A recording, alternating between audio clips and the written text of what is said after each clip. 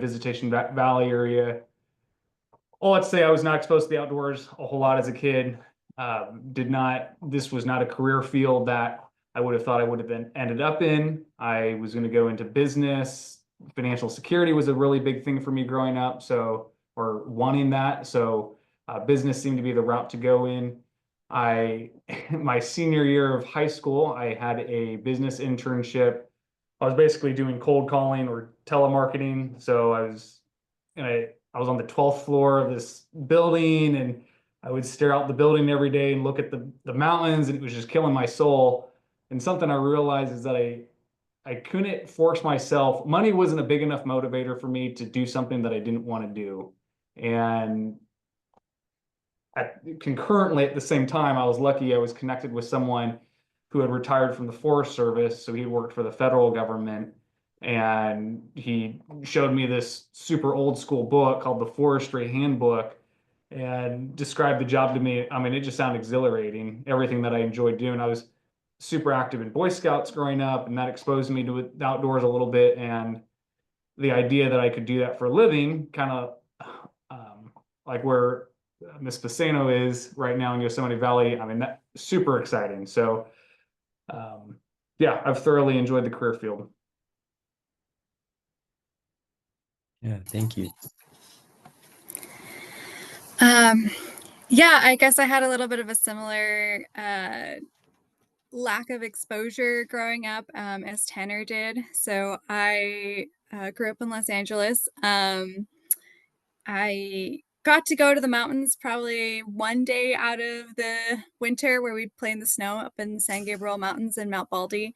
I didn't grow up thinking like, oh, the outdoors, environmental work, like that's a career path. You know, I was raised in a household where it was like teacher, doctor, lawyer. Like those are the three options.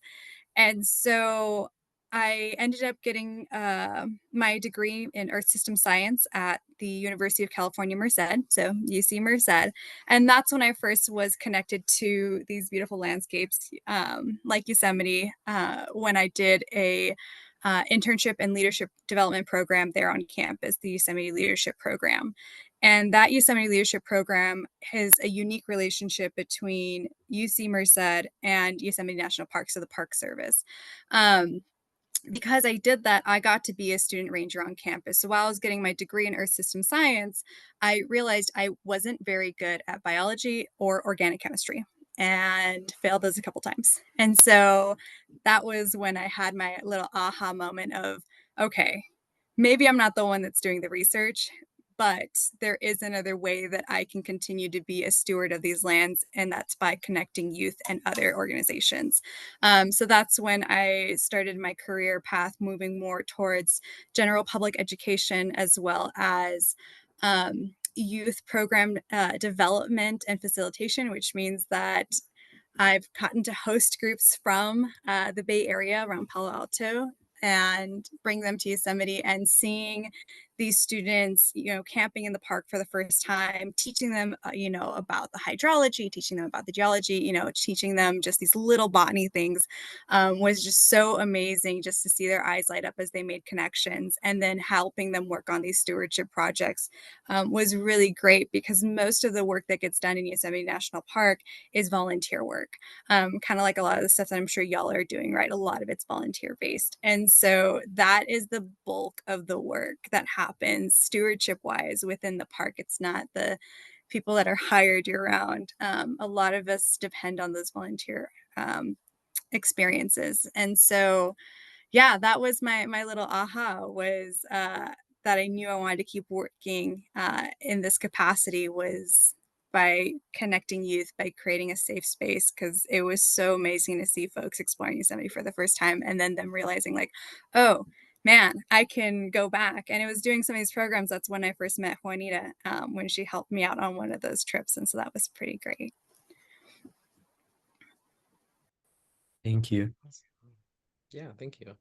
So yeah, likewise, I grew up on the peninsula in the Bay Area in East Palo Alto. Definitely not too many trees, especially, before Canopy did a lot of their plantings.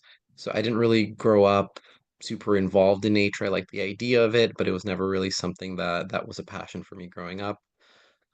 In high school, I did have an opportunity to attend a semester program in Vermont. It's called the Mountain School. It's for high school juniors. It's a really awesome program. I spent fall semester out there, just like living on a farm, just going into the woods, camping, cutting down trees, learning about natural systems on this organic farm, which was really cool, and it was my first experience sort of living in and with nature. No, it's nothing, no way to live closer to nature than living on a farm like that.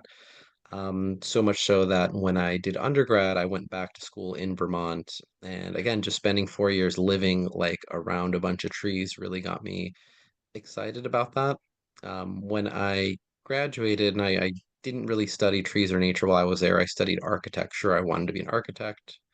But when I came back after I graduated, over 10 years ago, I actually started volunteering with Canopy, and that's really what got me interested and kind of, got me hooked. I attended a Canopy tree pruning workshop about 10 years ago, led by, a really amazing arborist, Brian Kemp, that taught us how to properly structurally prune a tree, and it got me really interested in it. Then I learned about the biology of like planting, and then taking all the different canopy workshops. That just kind of really got me interested in it, learning about it, and then realizing the importance of urban forestry, especially in places like East Palo Alto that really, really do need them. So much so that I went back to school for it, and still working with Canopy 10 years later. So Thank you for sharing. Uh, It's very interesting how everyone connects through not having exposure to trees in the beginning and the starting of their career. Which brings us to our next question.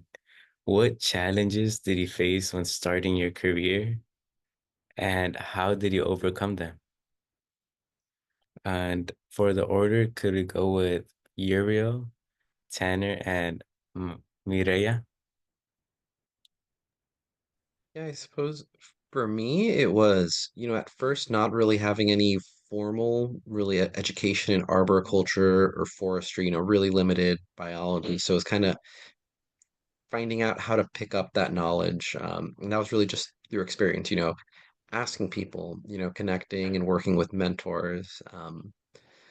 And, something that's actually difficult, especially at the beginning of my career, is just something that comes with sort of being a tree lover and working with trees, is that working with living things can be hard.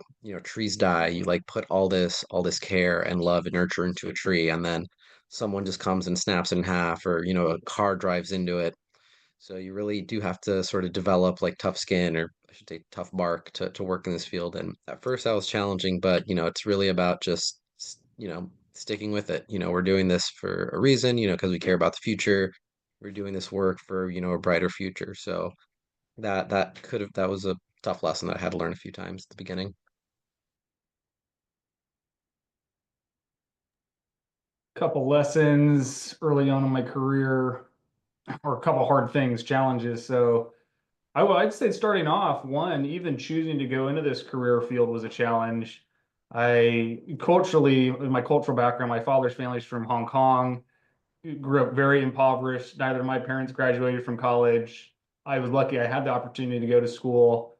And, for them, for me to initially tell them I was a business major starting off, I switched into the environmental field, into forestry. And, at that time, it had the connotation of, not being a well-paying job, and you were just going to get by. And, there's always the comparison game against other people in your family. And, that was a challenge to overcome, just that cultural expectation of, what I was going to do with my career.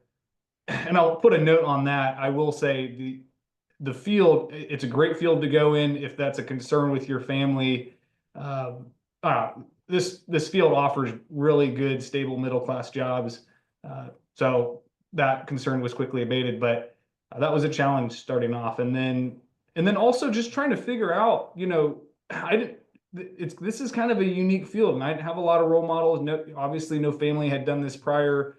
So trying to piece together, what do next steps look like, and how can I integrate what do I want in my life and how can I build that, design a career to get me the things that I want. I want work-life balance and, I want to live in an urban area, but I also want to enjoy natural resources. So trying to piece all that together was a little challenging, but look, excuse me, luckily you guys have forums like these. You can see kind of the existing pathways and piece together your own.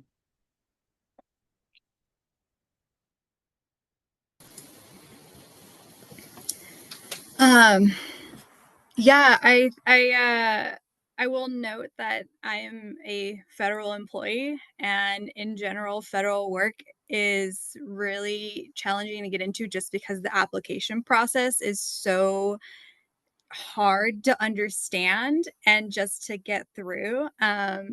So I definitely wouldn't have found myself in this position or in the positions that I've gotten without having a mentor who like literally could walk me through each step of the way, because there was no way without that I would have figured out how to put in the right resume, how to know when positions go out. A lot of work in the National Park Service is seasonal, which means that positions are open for people to apply to in October, and that's to start your job all the way in April. So that would probably be like one of the biggest things I had to figure out. And there was a lot of um, back and forth between like different. I didn't get the job I wanted right away. I started off working my winters up at the Redwoods as a campground aide, because that was the job that I could get to be financially stable. So I think if you're going to look at these like environmental work in general,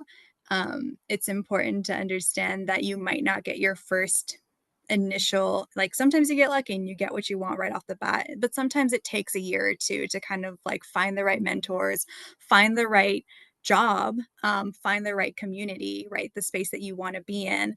And so it took me about 2 years of working different jobs in a variety of capacities, and then saving up money in between all of that so that way I could afford the more rural lifestyle that I'm in. So yeah, first thing was finding a mentor, someone who was in the field that I wanted, so that way I knew how to get through it all.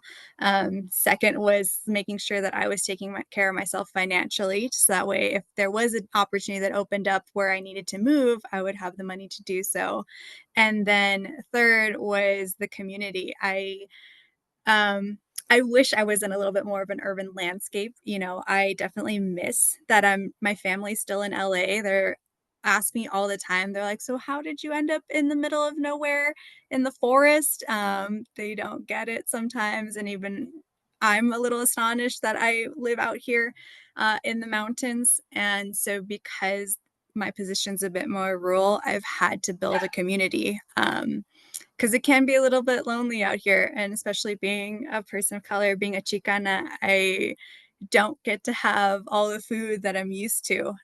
So I would say if you're going to tough it out in a position, in a landscape that you're really excited about, then it's really important to make sure you're taking care of yourself and you're building your community early on. And that was because I did the USME leadership program at UC Merced. I had friends that I was able to move into this space with. And so there's people that I knew that came from the same background as me. So like understood where I was coming from.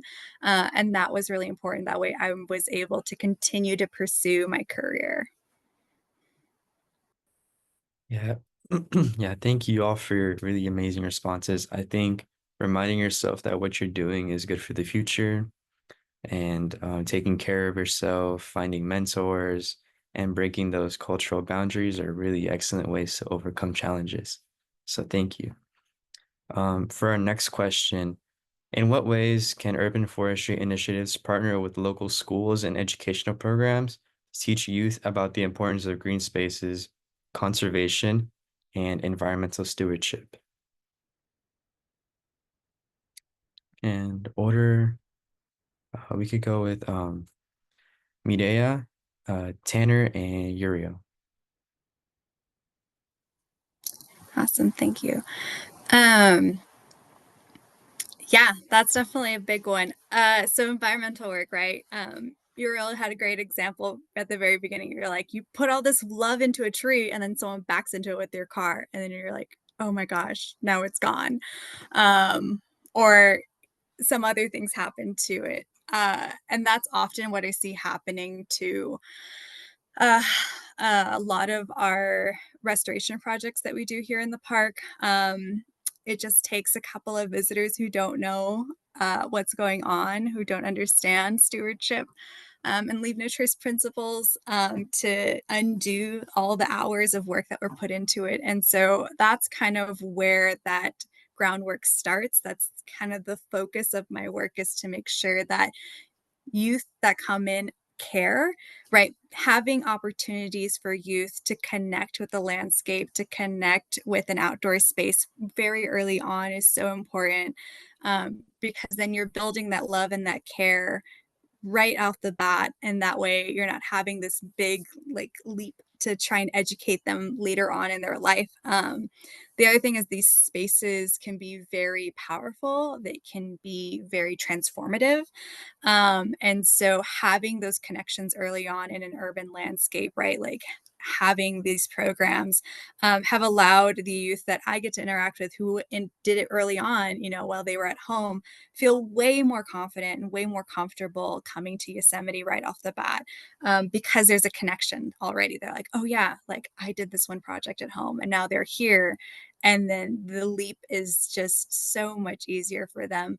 And also it just makes a difference for like your career is also, because then they can envision themselves in these spaces because they've gotten to see a connection at home. So that's one of the big things with doing these early education programs with youth, with schools, involving conservation and stewardship, because it doesn't matter how many man hours you put into how many work hours you put into preserving or restoring or creating these new green spaces. If the education isn't there, the care isn't there, no one's going to do anything unless it matters to them. And so you have to find a way to make it matter to them. And that's done with maybe they're getting in there and doing a project themselves, because then they understand all the work behind it. Yeah, thank you. I think, you know, the care aspect is really important. So yeah, thank you. Sorry for the miscommunication. This question was for Mireia. The next question is for Tanner and Uriel. The next question is, what pathways and opportunities exist for individuals interested in pursuing careers in urban forestry, and how can the field attract a more diverse workforce?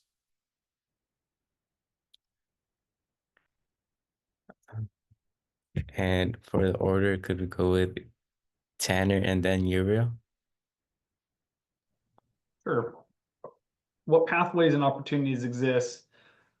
So there's a multitude of pathways and opportunities. I think you really need to identify what's your end game, and maybe you don't even know that, but what do you want to do and what are you good at, or where do you need to grow?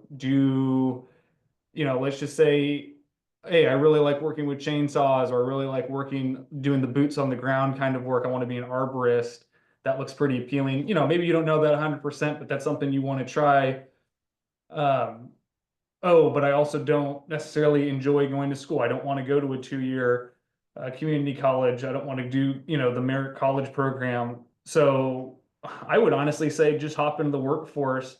A lot of our workforce development programs have shown that really what employers are looking for are good, and I mean, this goes across the board, are good, solid interpersonal skills. So co-hosts Miguel and Jojo, kind of what you guys are doing. You're clearly very well spoken, you're organized, it's a lot to talk in front of this many people. I would say you got good interpersonal skills. So everyone here is showing some level of responsibility. That's a really good thing. So developing those skills, however you develop that, whether that's in the workforce or through programs like this, I think that's a really good first step.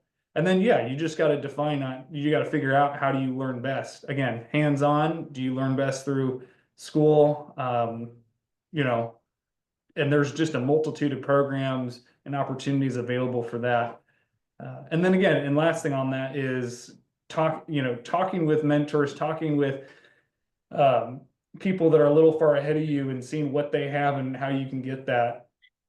I know when I was working for a private timber company, a lot of my coworkers, it was a killer location, great, great job, great company, doing great work.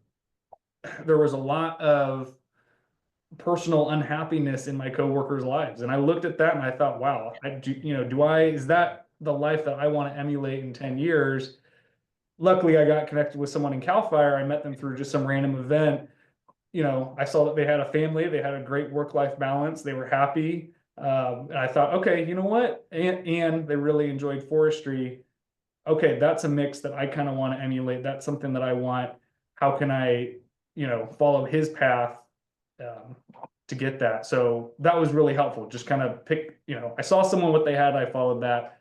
And then the note on diversity, how can the field attract a more diverse workforce? There's just a lot of things. And I had this conversation with someone today in CAL FIRE. And I'll just put a note on I'll just speak to the CAL FIRE component on culture, a specific thing that, to have my job, you need to go through 6 months of fire academy. That's, with a 90% male crowd, it's generally pretty white. That's a pretty uninviting environment for a lot of people. So I was having this conversation about how do we modify that? How can we reduce that requirement? Because that's such an uninviting environment for people to get more, this is part of the reason we're struggling to attract foresters. Maybe this is part of the problem. So I think being flexible, I know it's kind of a vague thing, but, really looking at, okay, what's actually important for this job and what do we need to remove that's a hindrance for people? So a lot of reflection on that. Yeah, thank you. I guess before going to this question, I might just quickly circle back to the previous question that you guys asked, Mirella. So what ways can urban forestry partner initiatives partner with local schools and education? I think it all kind of circles together, and my recommendation would just be have people experience it. Work with, I mean, not just young people, not just students, but just the general population to go out and experience trees. Touch some leaves, climb a tree, plant a tree, prune one, watch them grow. We live such fast lives these days. It's important to just kind of remember to like slow down, feel like a tree, think like a tree, and just kind of, you know, just relax sometimes and kind of take all that in. There's a beauty in nature that, some people really, really connect with and can be a big driver for a lot of people in this industry. As Tanner mentioned, there's so many opportunities, so many different ways of being an arborist. You can be, the person that's really hands-on with the trees, a climber that, climbs these 100, 200 foot tall trees with the chainsaw, doing the hands-on heavy work. Or, you can be the consulting arborist that just analyzes a tree and never, really, really climbs or does anything like that, doesn't do the heavy lifting. You can be the person planting them, you could be the person, cutting them down. You can specialize in, treating and identifying pests. You can become that type of person that's more on the biology, science side. There's so many different ways of experiencing and working with trees. You can be in an urban area, working in cities like we do, or out in wilderness and in forests. There's an entire gamut, but it it's really difficult to identify what really resonates with you until you begin sort of experiencing it and talking to people, seeing what they do. Um, so I think that's that is the way to find your passion, but it's also scary, as Tanner was mentioning. Some of these spaces may not be as inviting, so it's really important for those of us who are already in the field to try to bring other people in, to talk about it, to say, hey, there's this cool program, there's this class, I think you might be interested in this. So it's really, just about communication. Yeah, no, thank you for your very valuable insight on, how we can attract that area, like more diverse field. And I think it's really important, the points that you guys brought up. So yeah, thank you. Um, so what advice would you all give younger people interested in following a similar path? For the order, if we could have Tanner, Mireya, and Uriel.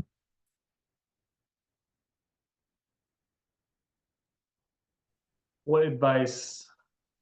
So I think the first thing that comes to mind, and this is piggybacking off of what Uriel and I just talked about, in terms of understanding yourself, there's a lot of different paths to take. I think the first thing you need to do, and again, you're in your high school, trying to figure out the world. A lot of what you do in your early 20s is just trying to figure out who you are and what your skill set is. That's really valuable. So you need to figure out, how do you learn best? What are your skill sets? What are your passions? Um, how do you observe, excuse me, how do you gain information and become a better person? So doing all of that is going to kind of dictate the best way to move forward for you. Because there's just endless opportunity in a multitude of different ways. So uh, there's definitely that. And then there's, trying new things is a great way of going about that. Oh, I don't really know what I want to do. That was me.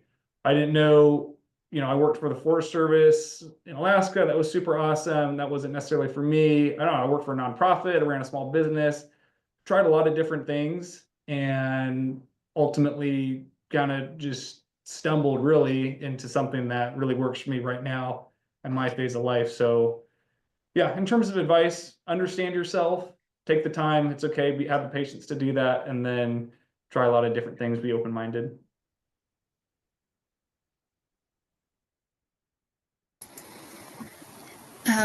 Yeah, I would say, kind of piggybacking off of Tanner a little bit, is don't be afraid to change your mind, because there's a lot of really cool opportunities that you can take advantage of. And just because it doesn't line up exactly with what you might have originally thought you would be doing, it doesn't mean it's not valuable towards your end game. So I did theater and speech and debate in high school. That has nothing to do with being in an outdoor space and leading volunteer groups or, educating students, right? But because I was on, learned all these great public speaking skills, right? That allowed me to advocate for myself, to get jobs, to interview better. And so really building your interpersonal skills is going to be really important, because you'll stand out even if someone's experience, they have a little bit more than you, or they went to a college that might be known as more prestigious. You can usually talk your way up to like their level or even like higher. And I've definitely gotten jobs that way, where there was a candidate who was already in Yosemite, and they knew a little bit more about the operation, but because I had more, I could prove how my experience that I had, even though it didn't line up exactly, made me the strongest candidate. That's how I got the job. And so don't be afraid to advocate for yourself in that way. Take every experience that you use and really allow it to help you in whatever capacity it is. If you have musical abilities, or if you are like really into design, or maybe you're an artist, right? Or maybe you're like super good at math, like all those things can help you in any career, even if it's not in the exact job title. uh, the other thing would definitely be is there's lots of organizations. So maybe there's a space that you want to work in. Maybe you really want to be, closer to the city, right? Maybe you want to be in Palo Alto. Don't just look at the nonprofits, like look at the state organizations, look at CAL FIRE, like look at park services in the area, right? Like there might be a job, but there's a lot of people that have a very similar job. So those would be the big things to keep an eye on. That way you can find the right spot for you eventually.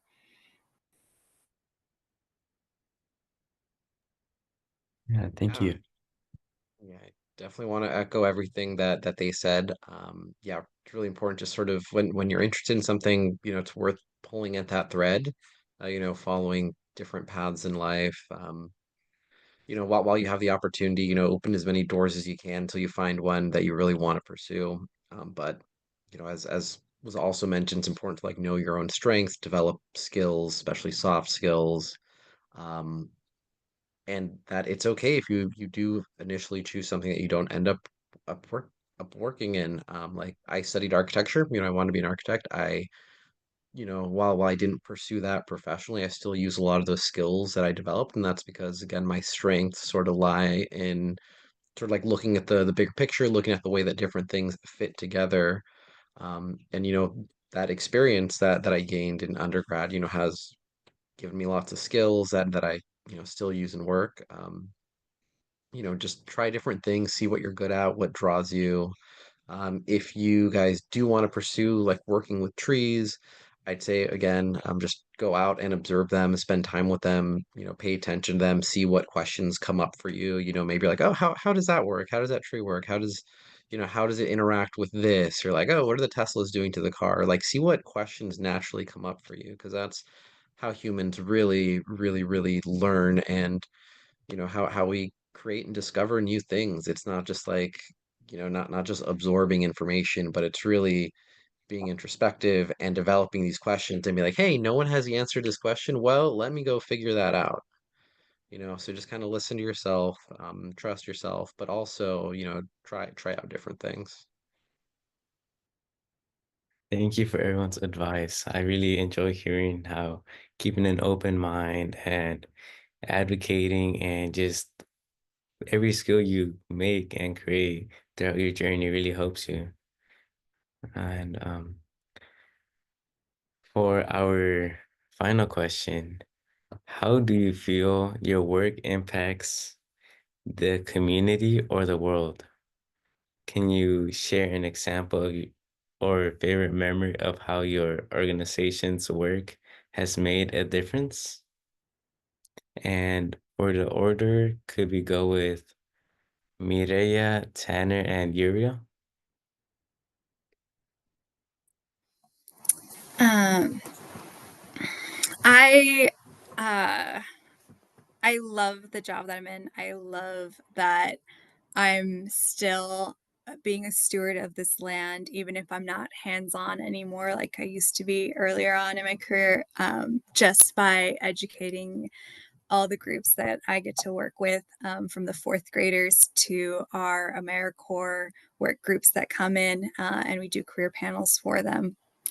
Um, and yeah, I love it when I get to see students come back and find me in Yosemite, or I've talked to them virtually and they eventually come visit the park with their family and I get to meet them and they'll find me.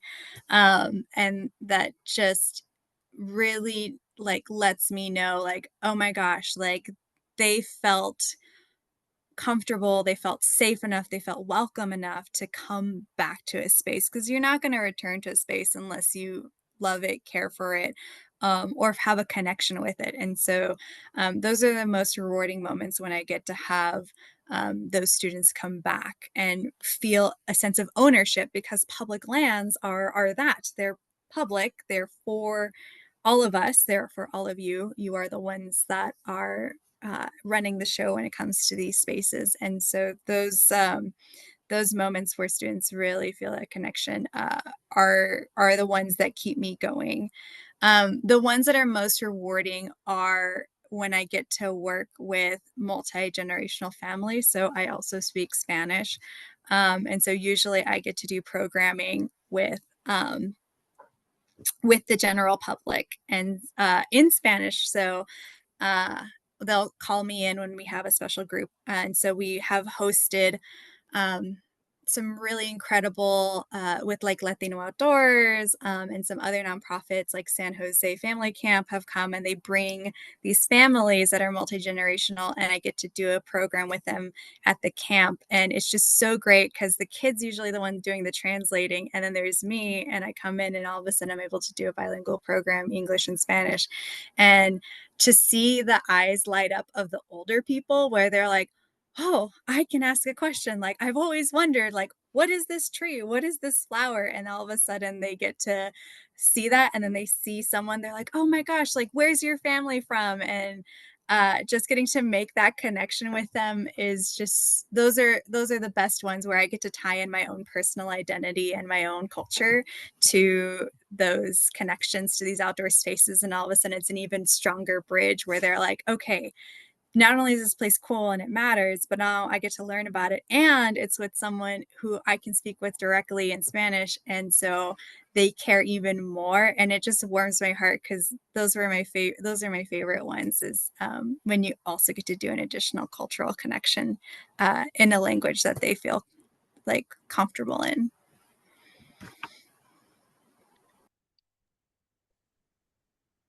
I would say, how do you feel your work impacts the community, the world? For me, so our end objective of our program is to increase urban forest canopy cover across the state. And I'll be honest, it can be hard sometimes. I've worked in the program for 3 years.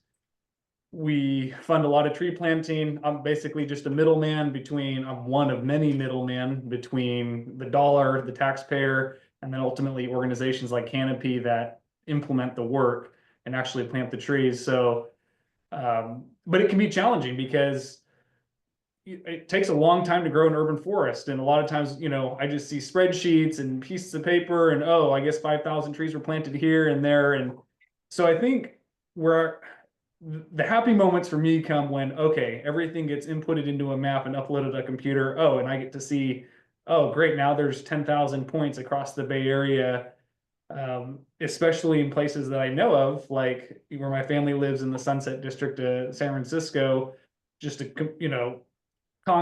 typical concrete jungle built on sand dunes, and having that personal connection, knowing what it currently looks like, and then living in Sacramento, where we're super blessed in our downtown area. I mean, it's just I think it was the first tree city in the United States, Sacramento. Anyway, super beautiful, mature canopy cover in Sacramento. So basically seeing, okay, there's points on a map.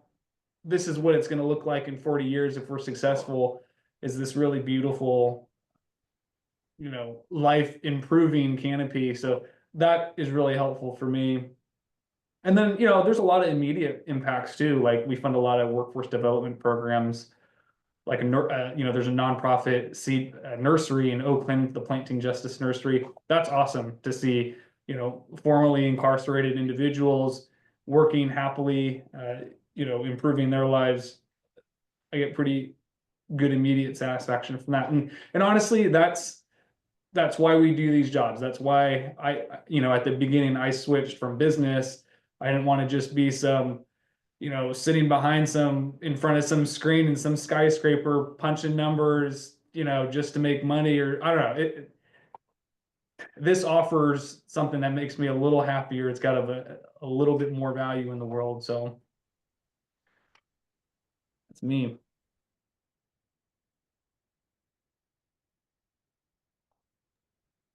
Right. I'd say for me, I feel like the impact with work I do is really just felt like in the landscape, being able to go back and, go to locations where I planted a tree, 9 years ago, 8 years ago, and just see how much bigger they've gotten, being, remembering, oh, this used to be a parking lot, now it has some nice trees. I mean, trees don't grow that fast. They're pretty significant now, and I know they're only going to get bigger with time. But like starting to see the fruits of that labor sort of pay off, that's really exciting to me.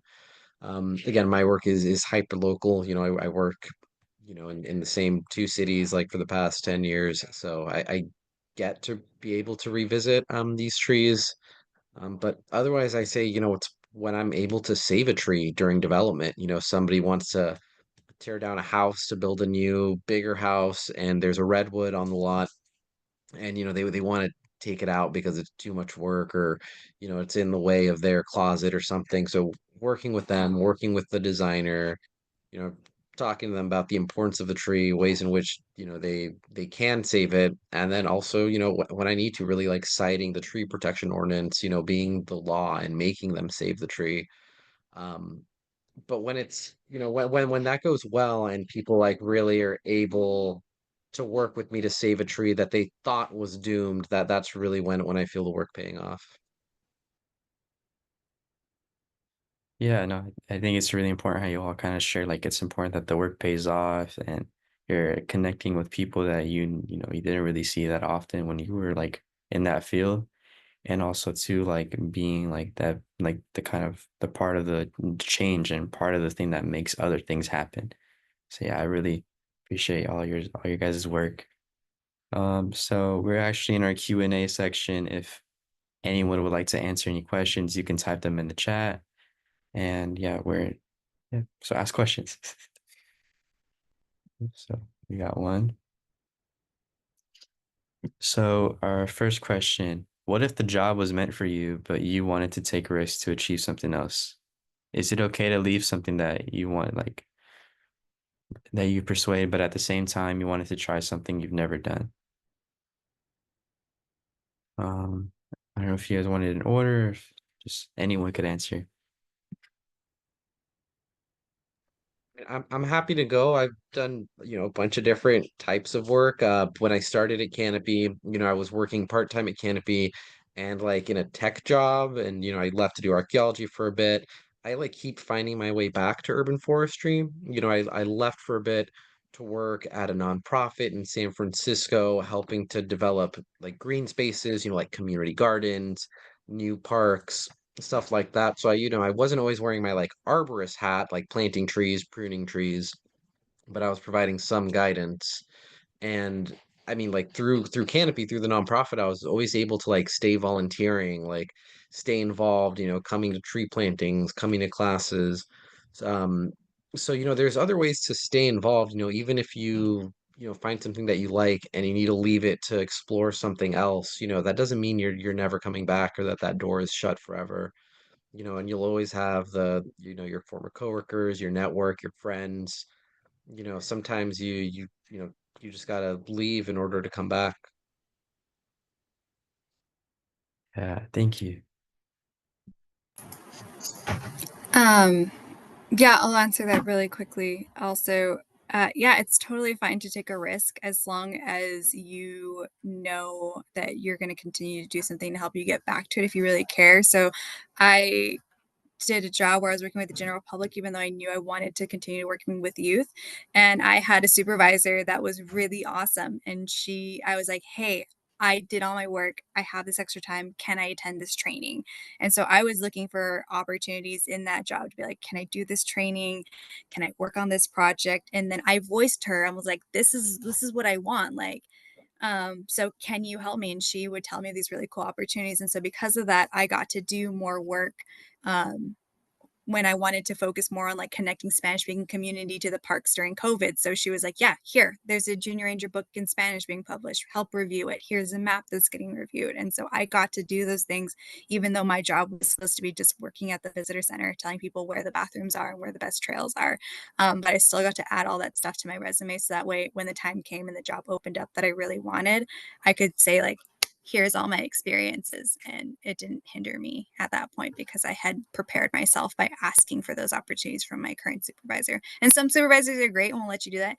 And some are not so great and won't let you do that. And that's also why interviewing is so important, because you're interviewing not only to get the job, but also they're interviewing to get you. And so if they're not the right fit for you, then you don't have to take it all the time, if possible. Sometimes you have to. Yeah, and thank you for your responses. I will address one of these questions. Okay, it says, if you could change anything about your job, whether that's improving or adding, what would you change? And something just a little lesson I've learned recently is multitasking is really challenging for me. So let me backtrack. I've realized that my skill set, a task that I get to do that I really enjoy and I feel like is using my skills, is sitting down for like 4 hours and working on a single problem, whether that's a spreadsheet or something, and just problem solving and powering my way through that. I love that. I'll eat that up. That's really challenging when you're working on a laptop and you just get an emails and you have a meeting that are staggered an hour apart, so you never really have a solid 4 hours to do something. So something that I would improve, that I'm realizing that I need to improve in my own job, is okay, here's my skill set, here's what I like to do, here's something that's really hindering in my current job, which is my schedule, or getting pressure to immediately answer an email. I just need to make a minor change to this so that I can better utilize my skills right now. And whether that means try to schedule all my meetings till 4 hours in the afternoon, or letting an email not get answered until the afternoon, something like that. I don't know. So just making the little changes that are going to make me better at my job. Something I'm realizing. Yeah, very big props to you to be able to sit down for 4 hours and do all that. So yeah, not everyone could do that. So I think it's really admirable. I was wondering if anyone else wanted to answer that question. If not, we could answer another one. Um, uh, the next question is, what would you be doing if you did not choose this career path? Uh,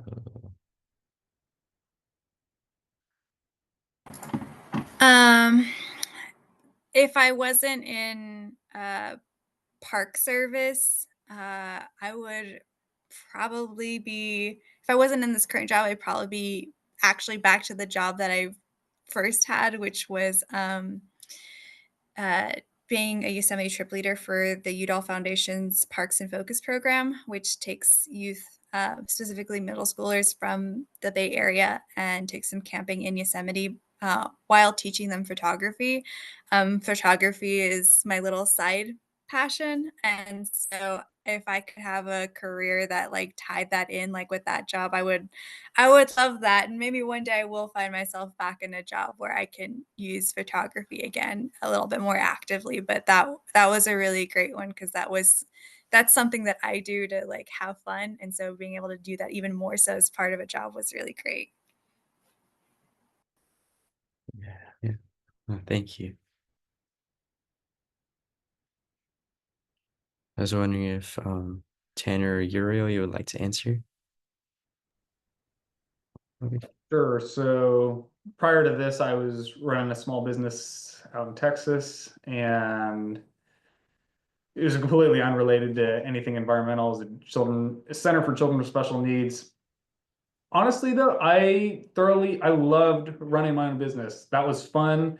Again, the cause was great, but it wasn't necessarily my heart. Environmental purposes are my heart, but just the general, you know, strategic thinking, autonomy, flexibility, getting to do your own thing. Those were all things that I loved and I was good at and I enjoyed. And yeah, if I wasn't working in this field, I'd be working there.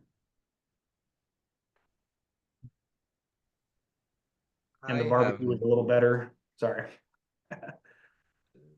no, it's okay. Sorry, I cut you off. I I have no idea. Life is strange and so many different opportunities come up. Like I said, I've studied architecture, did a little bit of archaeology, so I might pursue that. I have experience in like project management, so I could always do that. I have lots of experience with nonprofits, so I could transition into that. But life just throws strange opportunities your way sometime, and you can choose to follow them or not. Like I remember when COVID started, somebody offered me a goat farm, but I would have to like move to the middle of nowhere to manage that, and I was not ready to do that. So it's unclear. It's important to just kind of keep doors open and follow your passions and do what feels right. And right now, this just feels like the right thing for me.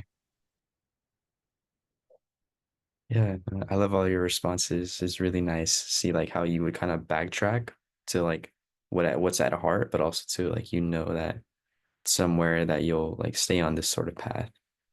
For our next question is, how do you stay motivated when facing challenges?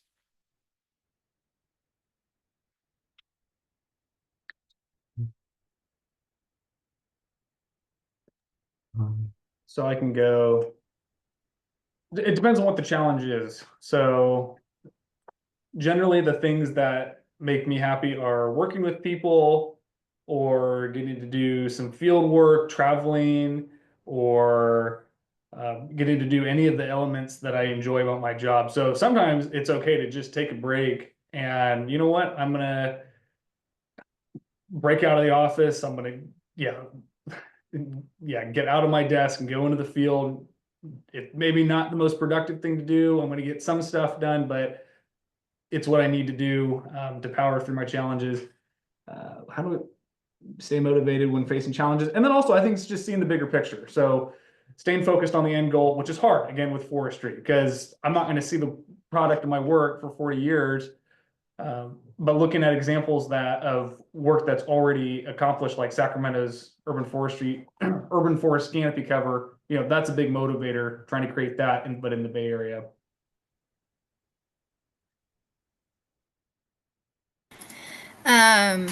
I am probably, because I'm a firstborn child, I don't know. I definitely have the issue. My greatest challenges is usually wanting everything to like really work out, and kind of being really perfect. And if things aren't perfect or things out of my control happen, and all of a sudden things are way more chaotic or way more stressful than originally that they were, I find myself getting really upset or frustrated with myself, and having a really negative thought pattern of like, oh, like I should have done that better, or like, oh, why does it feel like I'm failing, or like, man, there's someone who's way better at this job than I am. Like, why am I the one that's in this job right now?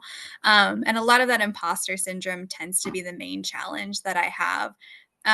And so I've been doing a lot of work to kind of counter that by I keep, as soon as I start hearing that negative pattern, I like pull out a journal and I start writing down everything that I'm good at. And so I'm like, okay, I got to stop that pattern. I got to stop the spiral. And so I'm writing down like I'm really good at organizing. Like I'm really good at like making people laugh. I can come up with really really fun, games whenever. So like writing those really positive notes kind of helps me stop my spiral, because usually I'm my greatest enemy and I'm my greatest challenge. Like every challenge that I have can be overcome with a matter of time, with a matter of the right people getting involved or techniques or whatever. And so usually in order to get on that path of like correction and fixing, I need to first handle myself. And so I'm usually my greatest